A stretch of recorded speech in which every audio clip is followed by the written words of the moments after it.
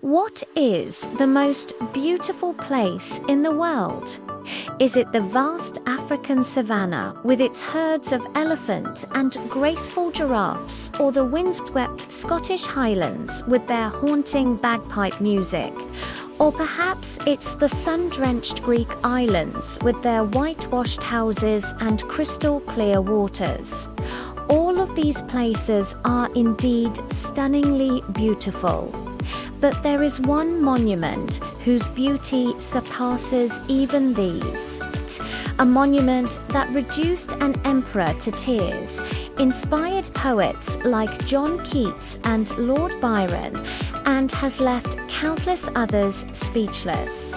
It is India's Taj Mahal. There have been many attempts to describe the Taj. Many have likened it to the Great Pyramids of Giza, calling it the only human-made structure visible from space. Others have compared it to the Great Wall of China, which is the longest structure ever built by a single civilization. Yet neither of these comparisons does the Taj justice. For the Taj is not just a grand spectacle, it is a story etched in marble, a story of love, loss, and longing. And what makes this story so compelling is that it is true. But before we tell you this tale, let us first show you around the magnificent mausoleum itself. Standing on the banks of the Yamuna River in the northern Indian city of Agra, the Taj is a white marble structure standing 73 meters high, with a base covering 40,000 square meters. Its four minarets are set at a slight angle, giving the impression that they could lean towards each other.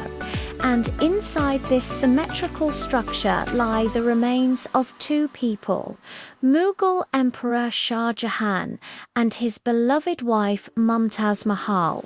If you've seen the Taj, you probably know how beautiful it is. But if you haven't, allow us to paint a picture for you. Imagine stepping out of your car and walking towards the main gate of the complex. As you approach, the red sandstone walls open up to reveal a large garden with fountains and flower beds surrounding a reflecting pool. This pool acts like a mirror, doubling the height of the Taj and making it appear to float above the surface. It also serves to cool the air, creating a microclimate that is 5 degrees cooler than the outside temperature. This design was not just aesthetic, it was practical too. As you pass through the main gate, called the Darwaza, you enter the main courtyard. Here you get your first glimpse of the Taj.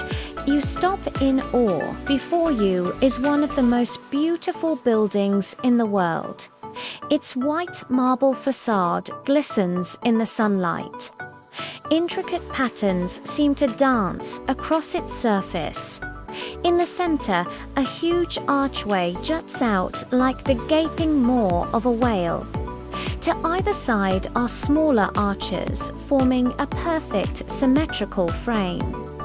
Below them are elegant petrodura, a type of artwork where colored stones are inlaid into marble. Further below are verses from the Quran written in beautiful calligraphy.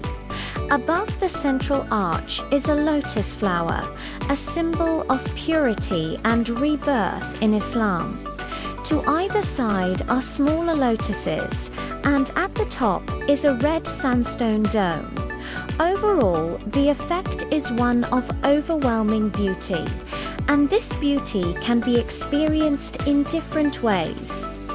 You can choose to take in the view from afar, marveling at the symmetry and balance of the building. Or you can get up close, noticing the fine details and intricate patterns. You can do this on foot or take a horse-drawn carriage around the reflecting pool. When you reach the pool, you have a choice to make. Do you want to cross over and take in the view from the other side? If you do, you can hire a boat. Crossing the pool gives you a different perspective on the Taj, allowing you to appreciate its grandeur even more. Now that you've taken in the view, it's time to explore the inside. Entering the main chamber, you see the black marble cenotaphs of Shah Jahan and Mumtaz Mahal. These were built over their actual graves, which are below. Cenotaphs are surrounded by floral designs and verses from the Quran. The room is dimly lit, but through a crack in the ceiling, a ray of light illuminates one of the cenotaphs. This was designed to happen every year on Mumtaz's death anniversary. The effect is both haunting and beautiful.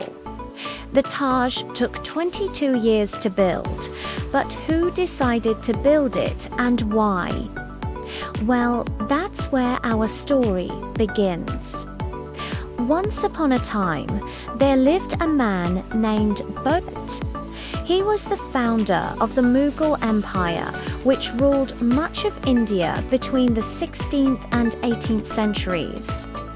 Boba was fond of gardens, and when he came to Agra, he noticed that there were none, so he ordered one to be built. This garden was laid out according to Islamic principles, with 4 equal sides representing the 4 corners of the earth and a central pool representing paradise.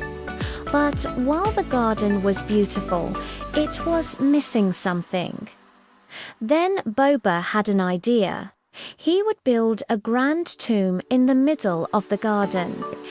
This tomb would be the final resting place of his loved ones, and it would be the most beautiful building in the world.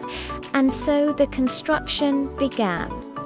It took 6,000 workers 20 years to complete, but in the end, they had created something truly special. The tomb was made of red sandstone, which gave it a warm glow. It was surrounded by beautiful gardens filled with flowers and fountains. But there was still something missing. Babur's grandson, Shah Jahan, came to power in 1628, and he wanted to build a new capital. He chose a city called Shahjahanabad, now known as Old Delhi, but Shah Jahan missed Agra. He would often visit the tomb, sitting in his garden and thinking about how it could be improved. One day, he met a beautiful woman named Mumtaz Mahal. She became his favorite wife, and together they had 14 children. But tragedy struck when Mumtaz died, giving birth to their 14th child. Grief-stricken, Shah Jahan retreated to Agra and poured all of his energy into one thing: building a new tomb for his beloved wife. He hired the best architects and designers and told them to create something truly special. They would design a building so beautiful that it would become a symbol of love for centuries to come. They started with the garden. It was redesigned to be more symmetrical and included a new reflecting pool. The tomb itself was to be made of white marble, which would contrast sharply with the red sandstone. The design was also more elaborate, with intricate patterns and calligraphy covering the entire surface. But Shah Jahan wasn't satisfied. He wanted something more, something that would capture the essence of his love for Mumtaz. Then he had an idea. He would build a mosque and a guest house to flank the tomb, creating a perfect symmetrical complex. This way, Mumtaz would never feel lonely in death. Over the next 22 years, Shah Jahan lavished money on the project, spending over $32 million in today's money. But when it was finished, he realized that he couldn't bear to part with his beloved wife's body. He joined her in death, encasing his own remains in the same tomb. And so the Taj Mahal became a mausoleum. But not everyone appreciated the beauty of the Taj. When Shah Jahan's son Aurangzeb came to power, he wasn't interested in art and culture. He saw the Taj as a waste of money and tried to demolish it. But the people loved the building and wouldn't allow it to be destroyed. Instead, Aurangzeb built a mosque nearby, which overshadowed the Taj. Fortunately, the mosque was never completed and the Taj remained the star attraction. Today, the Taj Mahal is one of the most popular tourist destinations in the world. Over 7 million people visit every year to see its beauty. But the Taj isn't the only attraction in Agra.